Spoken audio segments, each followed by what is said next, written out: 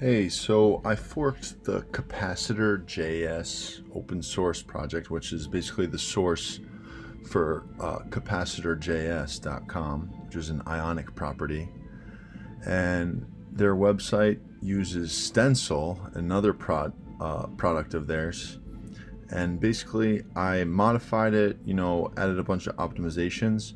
And basically, right now, I'm trying to make it so that everything in the app is powered by a single state file, so I have all these like image definitions, all that. And the last thing I'm trying to do to make it fully powered by a single state file is so in every page component, they have a list of components, and this basically dictates how the app gets structured. So for instance, the site headers at the top, and then these are all the different sections that are on the landing page, for instance.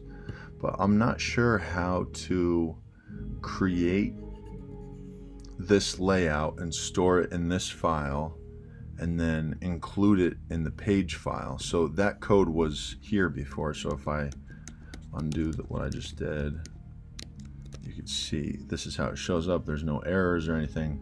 I'm just wondering how I can store this data structure in the state file. I mean, I tried like importing some of these definitions, but that wasn't working. So if anybody knows and can tell me how I can store the state in a store the state for the entire app in a single file, and I'd appreciate that. What I'm trying to do, and this is all open source, so it'll be publicly available, is I'm trying to make it a lot easier to use the source of this website to create similar websites in the future, and just have like an npm module, and then you just define maybe like a few different files, and then you have a website. So I'll post a link to the here. Actually, I'll just show it right now. But so this is the website that it makes. It's cool. It's based on this website, so you can see it's similar. And then I also made this one based off of it, so they're all like kind of similar.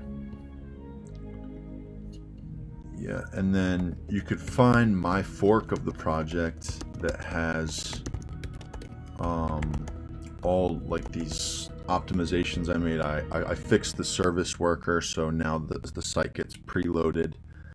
I added WebP support for modern browsers that can handle compressed images.